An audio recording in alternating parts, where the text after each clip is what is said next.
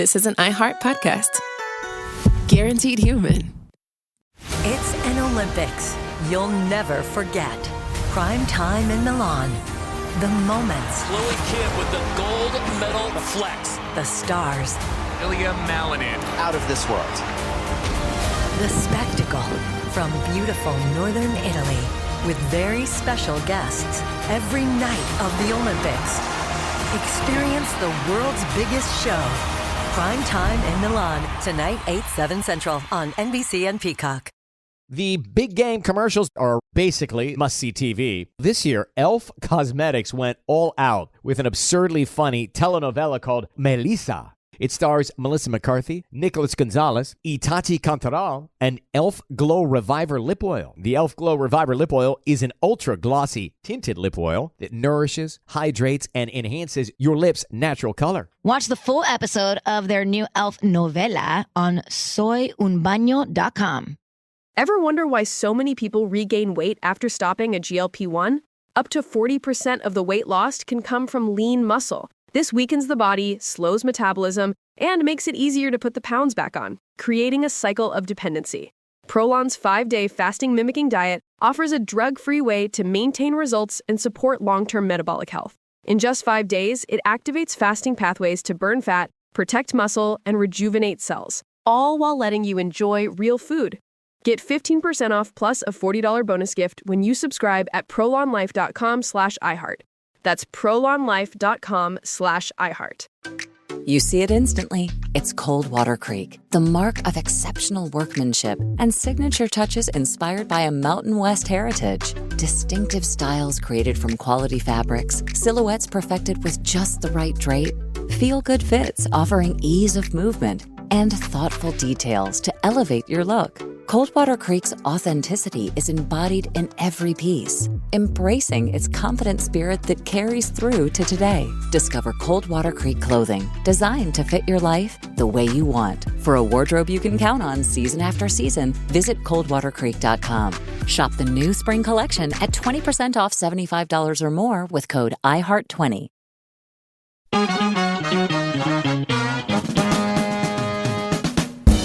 Welcome to The Middle. I'm Jeremy Hobson, along with our house DJ Tolliver. And Tolliver, first off, we are now the first place audience engagement show. Thank you to the Public Media Journalists Association for that award.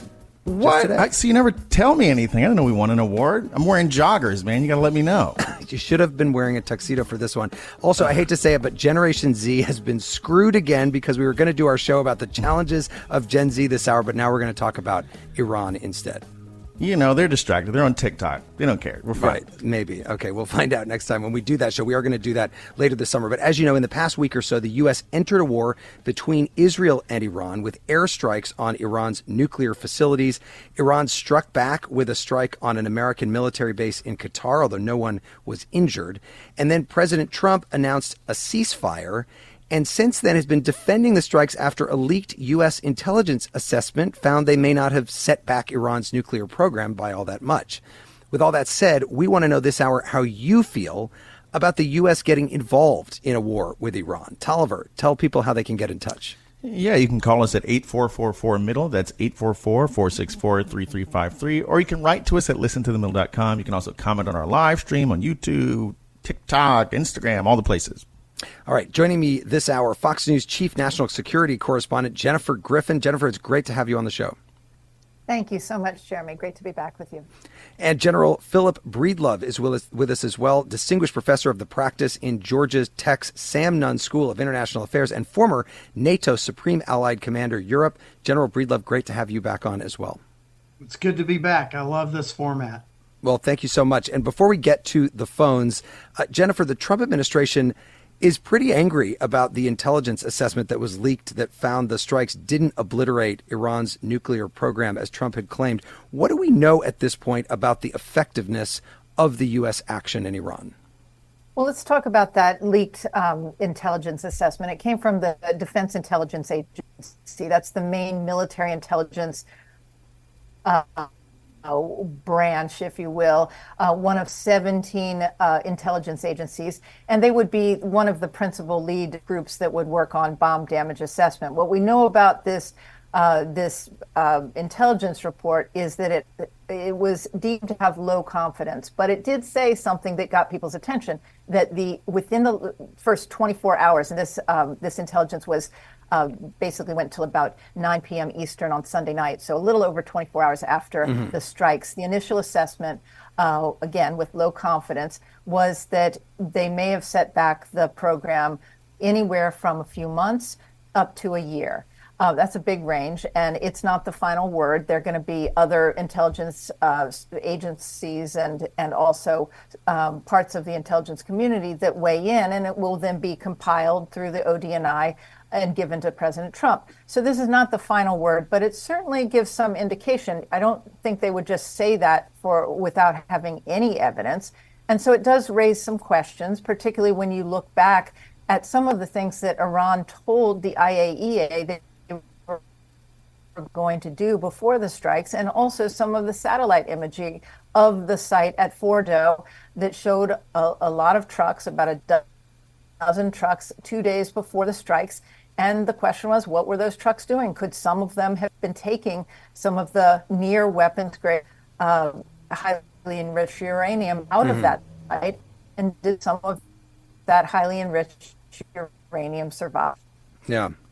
General Breedlove, what do you think, whether the strikes were as effective as Trump said, which he said they obliterated the nuclear program, or as ineffective as the worst assessment that came out, the sort of lowest assessment that came out of that intelligence assessment? What is the significance of the U.S. getting involved in the way that it did? Well, let me just add a thought to Jennifer's excellent thoughts on this. You know, battle damage assessment is an art, not a science. There is a lot of science involved. And one of the things we learn as commanders who have not only flown these missions, but led these missions and then commanded these missions, battle damage assessment is the classic for the statement you've heard a lot. It's never as good or as bad as you first hear. And most of the time, what you get immediately after a strike is later refined, we will say that. And so, this first leaked document or leaked report was a preliminary one. And I think one of the reasons they labeled it of low confidence is because it was made so quickly. And what we're finding out day by day now is more facts that talk to these things. And so, this will continue to refine. And at some point, we'll bring in some of the very highly technical things that some we could talk about on this program, others that are not. And they will look at air sampling and all manner of things to determine what went on under the ground. And we will get to a very good conclusion. But General Breedlove, there are many presidents that have looked at the situation in Iran and considered military action. They didn't take it. Trump took it. Is there a consequence of that? Well, the fact of the matter is a lot of those presidents didn't have a mop. You know, the son of mop that we've been dropping for many years, and we understand and learned how this worked, is the Bluey 109, and we dropped Bluey 109s in several of our wars, and we learned how the physics of this kind of weapon works. And so only recently have we come to the mop. And remember that this is the very first time it's used. That's another reason why we have to be very introspective when we look at what happened, because it's the first combat use of the weapon. Jennifer, what are your sources telling you about potential retaliation on the part of Iran? Was that attack on the U.S. base in Qatar all that's going to happen, or are people expecting more? Well, I think if you look at the history of Iran, usually they don't fight a conventional war. You know, they know they're overmatched with the United States. And so that is why they alerted through either Oman or Qatar. They gave a sense of what the scope of what they were going to fire so that the U.S. could be ready. There were some incredible details during the press briefing at the Pentagon today in which we learned that there were just 44 young soldiers between the age of 21 and 28 who stood by 2 Patriot missile batteries and shot down those 14 ballistic missiles, which take less than 2 minutes to fly from Iran towards America's largest base in the Middle East. That's Al Udeid in Qatar. It is quite extraordinary. The Patriot missile performed incredibly well. Those soldiers performed incredibly well. I think General Breedlove would agree with me that if you look back at the mission itself and what was accomplished by the military, let's not talk about whether it destroyed everything or the entire nuclear program is taken offline. That we can't say at this point. But what we can say is that what the U.S. military was asked to do and the mission that they were given, it went off almost flawlessly. To have B-2 bombers take off from Whiteman Air Force Base in Missouri and fly a round trip 37 hours, refueled along the way by 50 air refueling planes that were positioned across the Mediterranean and Middle East. And then to drop what we learned today, more details about at Fordo, they dropped 12 of those MOP bunker buster bombs that General Breedlove talked about. They're 30,000-pound bombs. They dropped the first bomb into there were two air ventilation shafts, if you will, in Fordo. And there was some debate before that as to whether they had cratered the entrances. But all along, the plan was to send those MOP bombs down the shafts. And they had to use the first MOP to take the concrete that had been laid in the last few days by the Iranians over the shaft. They used that to remove that. And then 5 successive GPS-positioned 30,000-pound bombs were sent down those shafts. That's why they feel pretty confident that they were able to take all those centrifuges offline down below at Fordo. That doesn't deal necessarily with the highly enriched uranium, which could have been removed. Yeah. But in terms of that mission, and we can't forget the Navy. The Navy was involved as well. Yeah. You had a submarine that was 400 miles away that fired 30 Tomahawk missiles at Isfahan, another very, very important site there. And they all were done with synchronicity. And General Breedlove can talk about how hard that is since he was in the Air Force. Right. Go ahead, General. Just a superior mission. And as the chairman laid out, lots of things that he said, some of us wondered if we could say. So now we could talk about these things. But we had the combination of what we call targeteering. These guys that were developing this target had been doing it for 15 years. Yeah. And they watched it built and they watched how it worked. Then we had some great targeteering. The MOP, as good as it is, was not going to go straight through the mountain into the mission space. As Jennifer laid out, we had to find a different way to get blast and overpressure into the mission space. And that was by going down these shafts. And the beauty of the MOP is it is able to penetrate to a certain depth and then cook off. Right. And so these bombs were set to go down until they intersected with the halls that went into the mission space. And then they went off, and all of that blast and overpressure went up into the mountain, into the spaces, and did the work. So clearly a very impressive operation, and I'm sure we're going to get to this in the calls. I just want to ask just briefly, very briefly, Jennifer Breedlove, before we take a quick break, are you worried about the U.S. getting sucked into another conflict, though, even if it is an impressive operation? I think, Jeremy, that the fact that the president was actually successfully able to drop those bombs, not leave too much time for, and that once they knew that the Iranian response was going to be kind of one and done, and to basically declare victory and get out, that I think will prevent a larger conflict right now for the U.S. military. We shall see. Tolliver, the strikes on the facilities were actually not the first time President Trump has ordered an attack on Iran. Yeah, back in 2020, near the end of his first term, he ordered the assassination of top Iranian General Qasem Soleimani, who was in Iraq at the time. We took action last night to stop a war. We did not take action to start a war. I have deep respect for the Iranian people. They are a remarkable people with an incredible heritage and unlimited potential.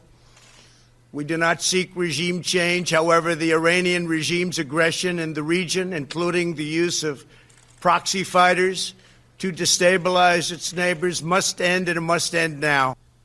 He said he didn't support regime change then, kind of changed his tune in recent days on social media. As people do, Tolliver. yeah. As people sometimes do. We'll be right back with more of your calls on The Middle. It's an Olympics you'll never forget. Prime time in Milan. The moments. Chloe Kim with the gold medal flex. The stars. Ilya Malinin. Out of this world. The spectacle from beautiful northern Italy with very special guests every night of the Olympics. Experience the world's biggest show. Prime time in Milan. Tonight, 8/7 Central on NBC and Peacock.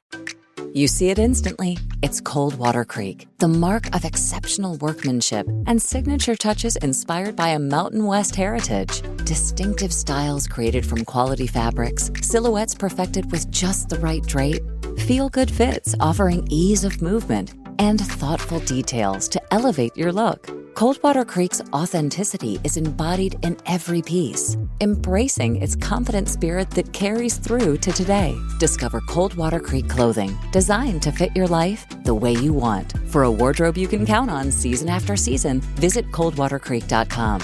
Shop the new spring collection at 20% off $75 or more with code IHEART20. Welcome to the A Building. I'm Hans Charles. I'm Menelik Lumumba. It's 1969. Malcolm X and Martin Luther King Jr. had both been assassinated, and Black America was at a breaking point. Rioting and protests broke out on an unprecedented scale.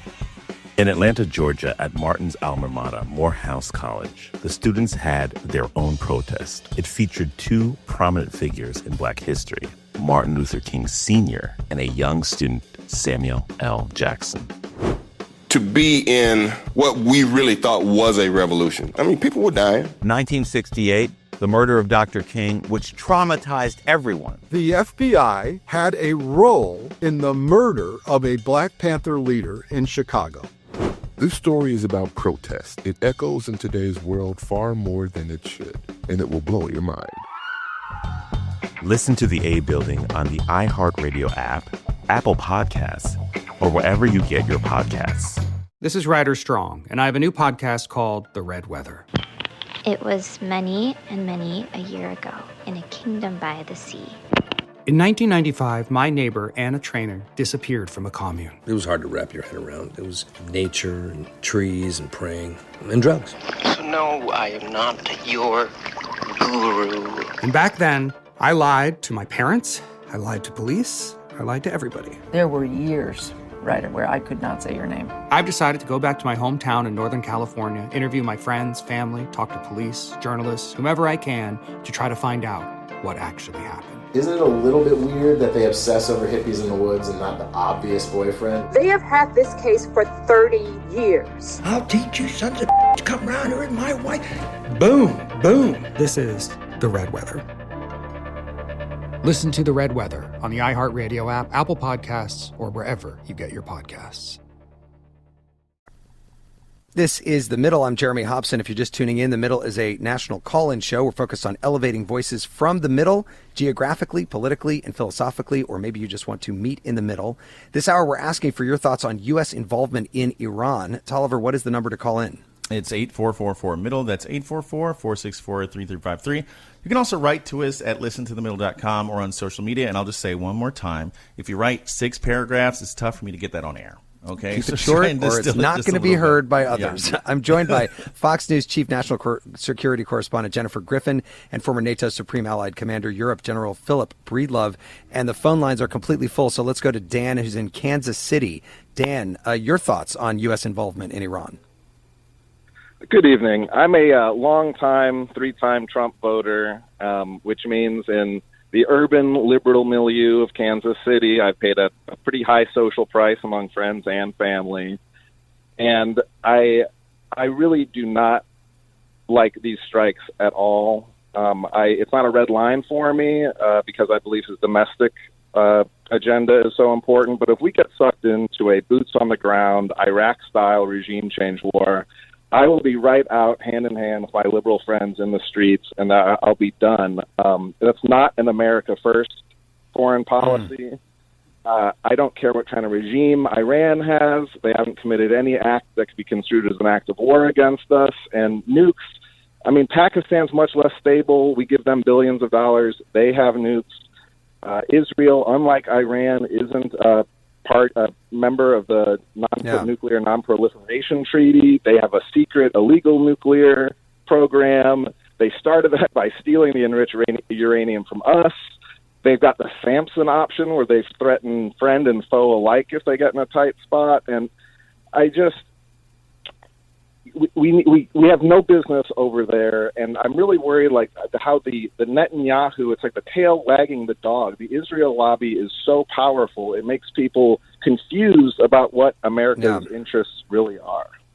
Dan, I really appreciate your call. And Jennifer Griffin, we've heard already from people like Marjorie Taylor Greene, a very conservative Republican member of Congress, Thomas Massie, a conservative Republican member of Congress. Both of them have articulated what Dan did there and saying that they're Republicans, they're Trump supporters, but they're not in favor of what's happening.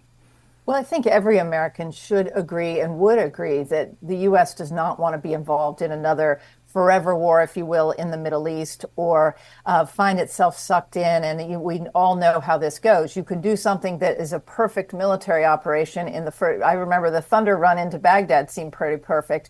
And then, in the months that followed, you'd find yourself in the middle of a very, very complicated war involving regime change. Mm-hmm. I think the president was very clear. He drew a red line. He had some mixed messaging for a little while, frankly, in those initial days about regime change and toyed with it a little bit. But it was very clear, and frankly, the Israelis were frustrated that they had to stop before they were going to go on, and they knew where the supreme leader was, and they were probably going for regime change. But the president stopped that.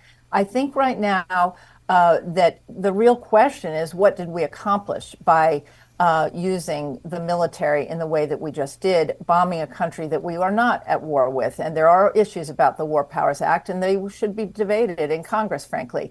But I think right now, I think all things considered, it does seem like the president was able to carry out the strikes, stop, call for a ceasefire, and then get the American military back to a more relaxed posture. That being said, the Iranians get a final say, and they typically do things like terrorism and assassinations. They have long memories, and they've been fighting the U.S. basically since 1979. Well, in General Breedlove, even if the nuclear program wasn't obliterated, Iran has already now lost several key military leaders. They're not getting the help that they want from Russia or China. Their proxies like Hezbollah and Hamas have been weakened. Is the regime at risk of collapse? I wouldn't want to make the judgment about whether the regime is at risk of collapse, but I think there's some facts that we can consider about the status of the theocracy and how much it controls its future. And that is one of the things that's not discussed here is that Israel went in and established air supremacy over half of Iran and was defeating Iran's military in detail, plinking their high-value assets, taking things away from them. And I think that's a reason why Iran brought back a very, very measured response towards al-Udeid. And if you believe the reporting, they even warned us that attack was coming, et cetera, et cetera. And so internally, the theocracy is representing that as a great strike and we did great damage. But externally, I think they were actually messaging us that they're ready to stop the big kinetics, because let's just say it one more time. When another nation owns the airspace over your country, you are in a very, very bad way. And I think the theocracy understood that and was trying to get out of this problem before they lost all their military capability. Let's go to Brian, who's in Tampa, Florida. Brian, welcome to The Middle. Go ahead with your thoughts. Well, I'm generally not a Trump supporter. I vote against him every time I can, but he's got a point a few times. I think he's right on this attack. Why is that? I think we need to confront our adversaries. I hope that Ukraine wins in their war or I'd like to see him get more aggressive towards Russia and our adversaries. I almost believe at this point that we might have been better taking Patton's advice, wipe them out while we can. Are you worried at all, Brian, about unintended consequences, about the U.S. getting sucked into a war, having to send troops into Iran? Oh, maybe Brian. Maybe, yeah, there he is. I was thinking about it. Yeah, I'm thinking about it. Well, I'd rather not, but I'm fine with sending planes. Yeah, fine with sending planes. Okay, Jennifer Griffin. As you hear that's one view. Supportive, wants to confront America's adversaries. Well, I think what's interesting to hear is that there is a feeling of support even among many Americans would like to see the president be tougher with Russia in Ukraine. So this was a kind of a re-leveling, if you will, and because it ended so quickly, and if it is done for now, which it does sort of feel that way, if you know, at the Pentagon and elsewhere, is that it did send a really strong deterrent message to China in particular, as they look toward Taiwan, because really the American military performed incredibly well and showed that they could kind of reach out and touch their adversaries very far around the world without them even seeing them coming with stealth technology.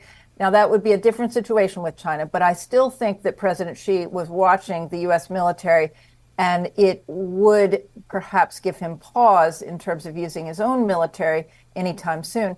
I wish the president, like your caller said, would get tougher with Putin over Ukraine, because Ukraine, like Israel, is an ally of the United States. Ukraine has, one of the reasons the Patriot missiles worked so well is that they have been used in Ukraine, and the data that they've been able to glean and use, they've improved the software so much that they're incredibly accurate thanks to the Ukrainians. So the Ukrainian model is using a proxy ally like Ukraine to fend off an adversary, and U.S. troops not getting involved. So I think nobody has the stomach for U.S. troops getting involved anywhere per se, but using military might properly to send a message and to say you've crossed a line, it does tend to have a deterrent effect. Yeah, it's interesting how all of these things are connected. Tolliver, what's coming in online? Yeah, Robert from Boise says, I'm curious about the status of the enriched uranium the Iranians had already. Where is it? If it didn't get moved prior to the strikes, can it be recovered? If it is recovered, can it be used in other smaller attacks not needing nuclear missiles? What about a dirty backpack style of weapon? Then Amy in Rochester, Minnesota, been there, says, my husband escaped from Iran. We, like many or most Iranians within and outside of Iran, long for the end of this regime. This attack was not only from the air, but also from the ground. Moreover, the banks were also successfully targeted. My husband is very hopeful. What was accomplished in Iran was and is encouragement to the vast majority of Iranians and discouragement to the fanatics in Iran. General Breedlove, on that first point, what about the enriched uranium? The reason that we care about this is because Iran could have a nuclear weapon that may affect the United States or other allies. Do we know where the enriched uranium is at this point? So I don't think that it has been revealed, or maybe we don't know. But here's something that I think people are just flat overlooking. We were in a state of what we call in the military persistent stare at this target. We were using all manner of technical ability to watch what was going on around this target, and the trucks are being presented as a mystery. I don't think there's any mystery of those trucks. We will eventually find out. Something will be revealed. I don't think we've been given all the data and knowledge we know about those trucks, but I will bet you that we watched them from the minute they pulled up to the minute they left with various methods, and we will eventually know more about what happened there. Yeah. So I don't share the concern of the mystery. I think we will eventually be allowed to understand what we know about those trucks. Let's go to But don't Sharon. you agree, Yeah, General go ahead, Breedlove, don't you agree that once we find out where that highly enriched uranium, it's 60% enriched and it's 900 pounds worth, enough for 9 or 10 bombs, it's not weapons grade yet, but it's a short centrifuge cycle away, that it will still take negotiations, and it will take inspectors, and it will take the IAEA being allowed back in, and leaving it as is. You can't strike at something like this and then just leave it. You do have to stay engaged with Iran, and I'm not sure that I have a strong sense that the president wants to remain engaged with this problem. Well, I think it was Clausewitz that said, war is politics by other means. So we have both more possibly, quote unquote, war in front of us, and we certainly have more politics in front of us. And you're right. We're going to have to figure out where this stuff is. Lots of voices now saying it's still in the hole. Lots of voices questioning that. And I think that'll play out over time. Yeah. Sharon is calling from Erie, Colorado. Sharon, what are your thoughts about U.S. involvement in Iran? Well, aside from our fascination and our budget with our ability, with our weapons and our brilliant ability to drop bombs, I remember Iraq and the weapons of mass destruction and the lies that were told to the American people to go over and basically destroy Iraq. I believe the U.S. and Israel are committing war crimes. Why we've been watching a live stream genocide for the last 2 years, since Israel bombed Iran, they have continued to increase the slaughter of starving Palestinian people, all while we're all looking at Iran and talking about our brilliant military moves. The U.S. had no business bombing in Iran. We were not at war with them, and our own intelligence told us that there was no threat. Iran was in compliance, and it makes us look like Israel's lapdog. Israel has been proven to repeatedly lie. Every accusation they've made has turned out to be a confession, and now we're bombing Iran on their behalf. And, who's going to enlist for this? One last thing. Where's the red line for Israel? Where's the red line for Israel? Sharon, thank you for that call. General Breedlove, let me pick up on the point that Sharon just made about the U.S. being Israel's lapdog. Some people are looking at this and saying Israel was the one who started this. They put the Trump administration in a position where they really didn't have a choice and had to do what they did. Do you think that Netanyahu is the one sort of leading and Trump is following, or the other way around right now? I'm not going to answer that. I'm going to go back a little further in this history and just restart the conversation. Israel has never said we are about eliminating Iran and everything about Iran and eliminating them as a country. Iran has said over and over and over that their goal is to eliminate Israel, and they have developed weapons programs to enable them to do that. So I think while I understand the passion of the caller, there are many things that were said that I don't agree with. And the impetus for Israel responding, if you go really back to the beginning of what Iran is trying to do to Israel, you might see it in a different light. General Breedlove, I would just add also that if you look at the bombing that the U.S. carried out, which lasted a couple of hours and involved 35 munitions, we have not heard any casualty toll from that. It is not like they were carpet bombing cities, or these were isolated targets in mountains. And I can't say that nobody was killed, but it is not like what we have seen in Gaza, and that is a very different problem set than what we're talking about here. You're exactly right. And I think that separating from the conversation of Gaza, if you look at the bombing that Iran was doing into Israel, almost every aim point was a civilian aim point. Now, I don't know that the accuracy of the Iranian missiles are good enough to really say they were aiming at the things they were hitting. But the fact of the matter is all of their strikes went almost completely into civilian areas. And as you pointed out, Jennifer, the strikes that went back into Iran were absolutely 100% focused on nuclear facilities and not civilians. But Jennifer, we did hear, just briefly, we did hear the other day a lot of frustration from President Trump. He used the F word to talk about Israel and Iran not knowing what they're doing. Well, absolutely. And I think you felt that frustration from the president.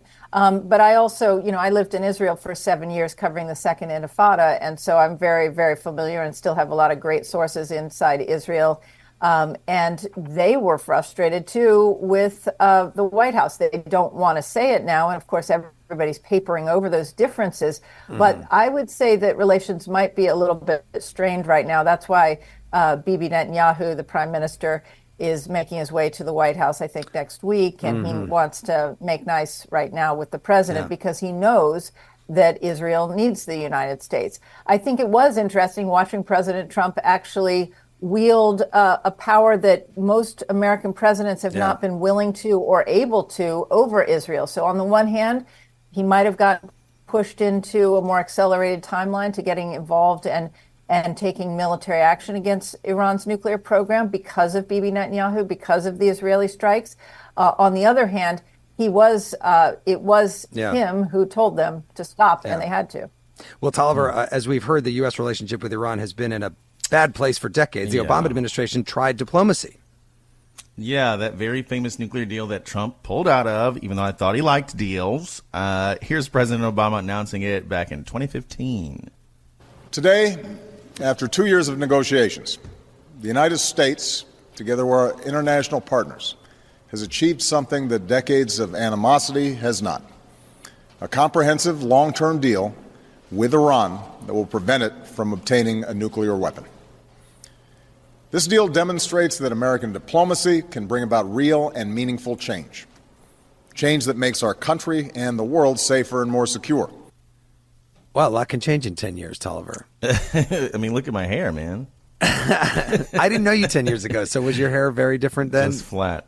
Completely bald. Thank you, Hair Growth for Men. It's better now, I think. We'll be right back with more on the middle. It's an Olympics you'll never forget. Prime time in Milan. The moments. Chloe Kim with the gold medal flex. The stars. Ilya Malinin. Out of this world. The spectacle from beautiful northern Italy with very special guests every night of the Olympics. Experience the world's biggest show. Prime time in Milan. Tonight, 8/7 Central on NBC and Peacock. You see it instantly. It's Coldwater Creek, the mark of exceptional workmanship and signature touches inspired by a Mountain West heritage. Distinctive styles created from quality fabrics, silhouettes perfected with just the right drape, feel-good fits offering ease of movement, and thoughtful details to elevate your look. Coldwater Creek's authenticity is embodied in every piece, embracing its confident spirit that carries through to today. Discover Coldwater Creek clothing, designed to fit your life the way you want. For a wardrobe you can count on season after season, visit coldwatercreek.com. Shop the new spring collection at 20% off $75 or more with code IHEART20. Welcome to the A Building. I'm Hans Charles. I'm Menelik Lumumba. It's 1969. Malcolm X and Martin Luther King Jr. had both been assassinated, and Black America was at a breaking point. Rioting and protests broke out on an unprecedented scale. In Atlanta, Georgia, at Martin's alma mater, Morehouse College, the students had their own protest. It featured two prominent figures in Black history, Martin Luther King Sr. and a young student, Samuel L. Jackson. To be in what we really thought was a revolution. I mean, people were dying. 1968, the murder of Dr. King, which traumatized everyone. The FBI had a role in the murder of a Black Panther leader in Chicago. This story is about protest. It echoes in today's world far more than it should, and it will blow your mind. Listen to the A Building on the iHeartRadio app, Apple Podcasts, or wherever you get your podcasts. This is Ryder Strong, and I have a new podcast called The Red Weather. It was many and many a year ago in a kingdom by the sea. In 1995, my neighbor, Anna Trainer, disappeared from a commune. It was hard to wrap your head around. It was nature and trees and praying and drugs. So no, I am not your guru. And back then, I lied to my parents, I lied to police, I lied to everybody. There were years, right, where I could not say your name. I've decided to go back to my hometown in Northern California, interview my friends, family, talk to police, journalists, whomever I can, to try to find out what actually happened. Isn't it a little bit weird that they obsess over hippies in the woods and not the obvious boyfriend? They have had this case for 30 years. I'll teach you sons of to come around here with my wife. Boom, boom. This is The Red Weather. Listen to The Red Weather on the iHeartRadio app, Apple Podcasts, or wherever you get your podcasts. This is The Middle. I'm Jeremy Hobson. In this hour, we're asking you for your thoughts on U.S. involvement in Iran. You can call us at 844-4MIDDLE. That's 844-464-3353. Or you can reach out at listentothemiddle.com. I always feel bad when I give the phone number and all the lines are full, but you can leave a message. Maybe we'll listen to it next week. Message me. Okay, DM me. I'm joined by former NATO Supreme Allied Commander Europe, General Phillip Breedlove, and Fox News Chief National Security Correspondent Jennifer Griffin. And let's go back to the phones. And Dino is in Wausau, Wisconsin. Hi, Dino. Your thoughts on U.S. involvement in Iran? Yes, thank you so much for taking my call.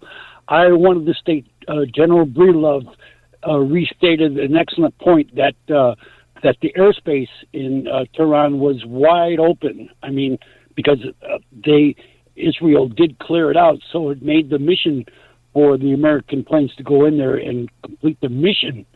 But what really took me back was when the National Security press conference with Pete Hegseth, how angry he was. He was so angry that he was saying that people were questioning the mission that was accomplished. That it did a job. It did a job. Did they just did they blow up the mountain, or did they actually get to where they what was? I know we don't understand. We don't know yet what the result was about. Yes. But it just created doubt in my mind a lot that Pete Hegseth was so angry that people didn't agree with the mission that it kind of it created doubt. And, I'm glad you brought that up, Dino. I'm glad you brought that up, Dino, because it is the elephant in the room this hour, because we've got Jennifer Griffin, and Pete Hegseth went after Jennifer Griffin, who's a longtime reporter there at the Pentagon, and Jennifer Griffin went right back and stood for herself, and she's been praised across the media, rightfully so, for being an excellent journalist. But Jennifer, what do you think about just the anger that was clear and obvious by Pete Hegseth and other members of the administration that people are not celebrating what happened as much as they would like? Well, I think the anger and the emotion, I mean, he was very emotional at the press briefing, really comes from the fact that he doesn't like to be questioned. And he wants people to just take it. This leaked report started to get in the way of a nice, neat, and tidy narrative. And as we know, with military operations and with intelligence and with the Middle East, it's never neat and tidy. And it is our job as reporters to ask questions. And we were asking questions that, frankly, Americans were asking. And he didn't want to answer those questions. And he instead goes on offense against the press and blames the press and says that, we're not patriotic and this, that, and the other. And I just find it very rich and a bit ironic, given the fact that that one of the reasons he's defense secretary is a feeling that the American people were lied in the lead up to the Iraq war. And he, who served over there honorably, he and the other fellow veterans have a lot of questions about the Iraq war and wanted the press to do a much better job of questioning the Defense Department, the State Department, the intelligence community in the lead up to that war. So I find it a bit rich and a bit ironic that he doesn't want any questions and just wants the press and the American people to take their word for it. That's not how it works in America. That's not how it works under the First Amendment. And that's why reporters were pressing him today, and he got very upset. Well, in general, what do you think? I mean, doesn't the tone of the administration when dealing with any war or any military action matter in terms of public support and public perception of what's going on? So, Jeremy, I've spent 39 years remaining apolitical, and I'm not going to answer that question because it's decidedly a political question. Let me, however, point out that the chairman went on to, I think, hit a 500-foot home run with his presentation. I'm not denigrating what or even commenting on what the secretary did, but the chairman nailed it. And he opened up by wrapping himself in the flag a little bit, but that was because he was really proud of the brave work of all the people out there. But then he went on to, I think, get to some first principle facts about the targeting, weaponeering, execution, and expectations. And now we will develop the proof or the proof of the pudding of the expectations. So I think he really nailed it. General Breedlove, the one thing I would add to that, and it is a point of criticism, is that General Kane said at one point that we don't do battle damage assessment, BDA. And that's just simply not true. The intelligence agencies, there are three that fall under the Pentagon: the NSA, the National Geospatial Agency, and the DIA. And they absolutely report to the chairman. So to wash his hands of any questions of the battle damage assessment, I thought was disingenuous, and I think was not actually truthful, and because he may not want to reveal the battle damage assessment at this point. It may be preliminary, and he's been saying from the get-go it would take days, if not weeks, to know more. But therefore, then a lot of the press were asking, well, how is it that the political leadership is saying that this is a completely destroyed the program? It's obliterated was the term they used, which is not a term that intelligence officers would use. And then to say, wipe your hands of it and say, well, we don't do BDA, that's for the intelligence community. That's not totally accurate. Yeah, I think, Jennifer, as I listened to that, there are a lot of people that sort of had a stop and think moment when he said that. I think his context was operators don't do intel people do intel. But you're right, there are multiple military intel people. And having run an AOC and been a JFAC, it is something that the operators help gather and set the stage for the analysis that intel people do. But as you correctly state, many of those intel people actually live and breathe in the joint and the DoD environment. So they love their acronyms in the military. I've heard more in the last few minutes. And also, Jennifer, I have to say, I had never heard of the National Geospatial Agency. That's one of them? One of the most interesting and secretive and most extraordinary intelligence assets that we have. They're the ones who do all the satellite imagery and reading, and they can do a lot of special stuff, and they're pretty impressive. Well, they've never had a TV show about them, so that we're waiting for that. Let's go. That's a good thing. That's a very good thing. You want them very quiet, but they are the best. Hubert is calling from Boston. Hubert, what do you think about U.S. involvement in Iran? I don't think we should have did it. The reason why, because we already had an agreement on paper that he threw out. Now that the president threw out, now he wants to put us back to where we were already at. We also got to realize that our president is setting this country into a form of government that is authoritarian, and he's following these authoritarians, and we have to be careful who we're following. I mean, not to degrade Israel, but Israel knocked off a super weapon. They killed an American scientist who was helping the Kuwait and who was helping the Iraqs build a super weapon way back.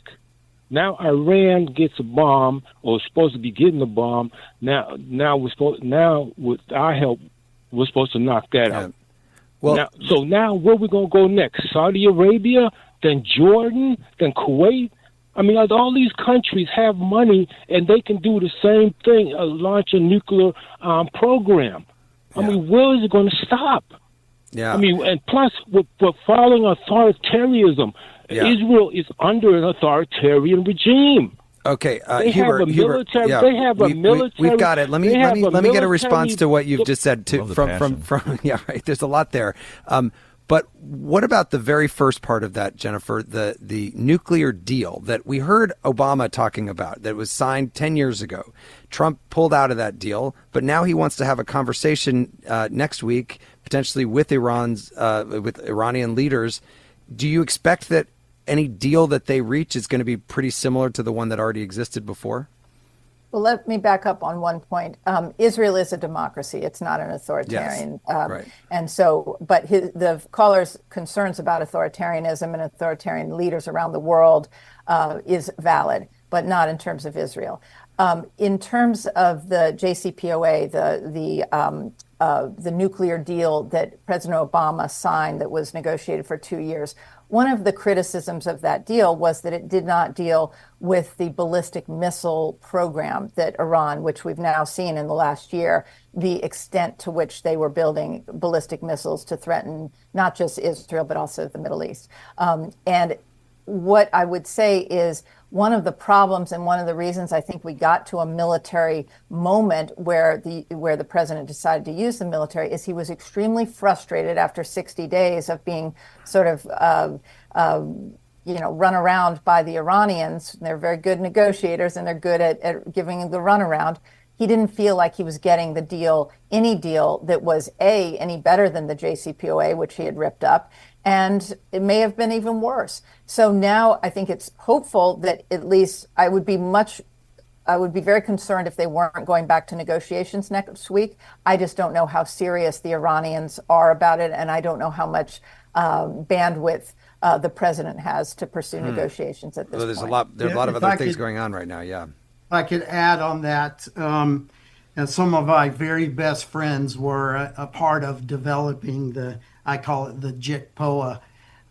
And although they are esteemed colleagues of mine, we can disagree. And I would add to Jennifer's point about what the president was not happy about, and many of us were not happy about, is the inspection regime under the JICPOA was, in many minds, questionable. I used 3 words earlier in the show, and I'll use them again. What if we have a new agreement with Iran? We need pervasive, persistent, intrusive inspections, because Iran was able to keep an awful lot of what they were doing, and they just wanted us to trust them in that old agreement. And so some of my very most esteemed colleagues and I don't agree on this, but I believe that any new agreement has to address the concerns of inspections. Yeah. And I don't think the Iranians are going to sign up to that. This is going to be a hard thing to move forward on, because they want to, even if they don't have a program now and it has been destroyed, they want to keep the world worried about it, concerned about it, and confused about the facts. They need that to keep their regime intact. Let me go to Dennis, who's in Milwaukee, Wisconsin. Hi, Dennis. Your thoughts on U.S. involvement in Iran? Yeah, well, first of all, I must say, being in the middle here in Wisconsin, I really appreciate your show. Thank you. I'm about as against Trump as possible, but I have been so disturbed by what the Iranians have done and so on. And given that it would take maybe somebody as chaotic, the kind of the chaos that Trump can pull something like this off, because what the Democrats had been doing in approaching other areas, it just seemed like when you had bullies around, there was nothing from that Democratic approach that was going to put a little fear in them. And so that's the one way I can support Trump. Yeah, interesting. Thank you, Dennis, for that. Jennifer, I was speaking with somebody the other day who is not a Trump supporter, but said, the same thing. Maybe the chaos is actually useful in this case.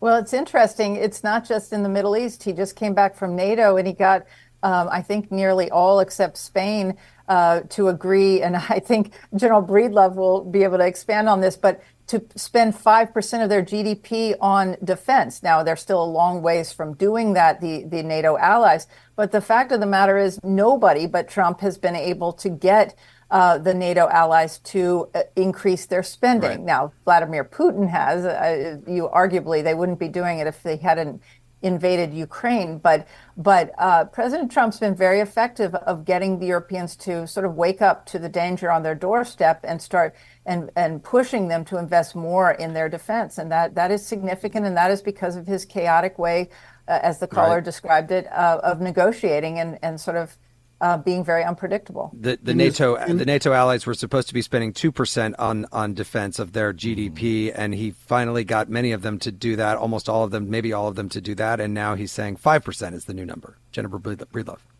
Yeah, so actually the numbers are that he got going into this, about 28 of the nations, 32 were hitting the 2%, but not all 32 were. Spain was going to be a holdout, Jennifer, but they signed it.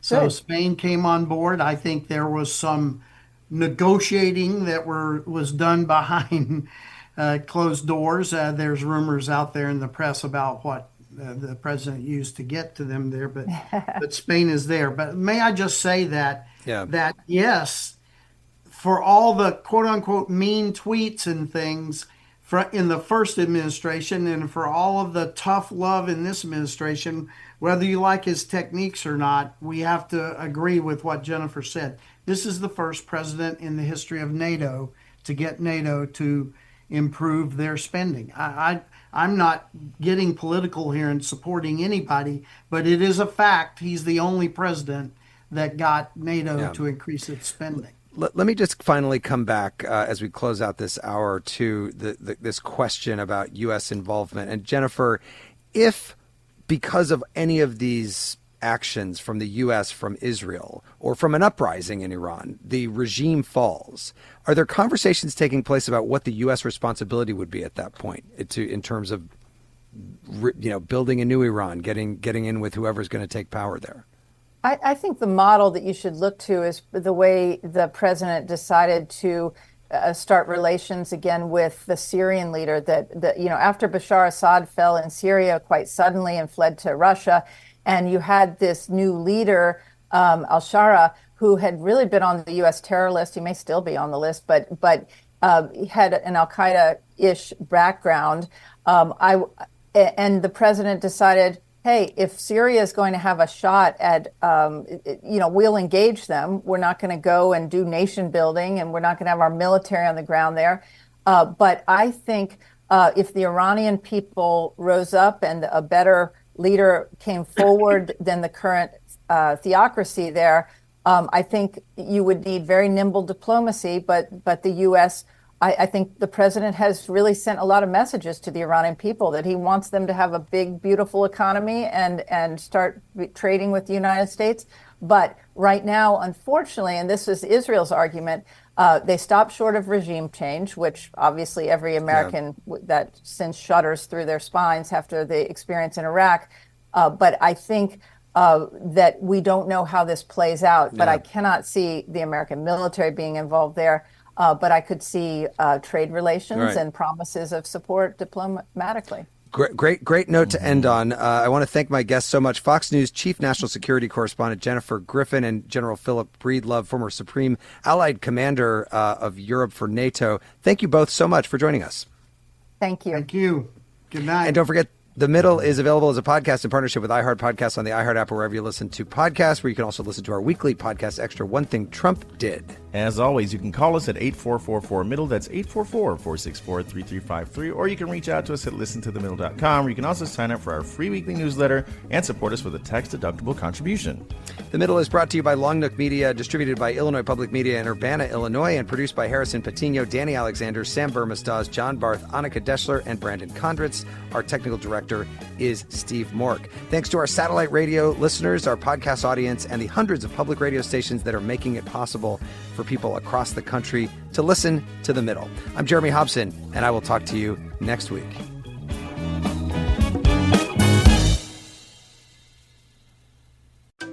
You see it instantly. It's Coldwater Creek, the mark of exceptional workmanship and signature touches inspired by a Mountain West heritage. Distinctive styles created from quality fabrics, silhouettes perfected with just the right drape, feel-good fits offering ease of movement, and thoughtful details to elevate your look. Coldwater Creek's authenticity is embodied in every piece, embracing its confident spirit that carries through to today. Discover Coldwater Creek clothing, designed to fit your life the way you want. For a wardrobe you can count on season after season, visit coldwatercreek.com. Shop the new spring collection at 20% off $75 or more with code IHEART20. Over the last couple years, didn't we learn that the folding chair was invented by Black people because of what happened in Alabama? The Montgomery Brawl. This Black History Month, the podcast Selective Ignorance with Mandy B unpacks Black history and culture with comedy, clarity, and conversations that shake the status quo. The Crown Act in New York was signed in July of 2019, and that is a bill that was passed to prohibit discrimination based on hairstyles associated with race. To hear this and more, listen to Selective Ignorance with Mandy B from the Black Effect Podcast Network on the iHeartRadio app, Apple Podcasts, or wherever you get your podcasts.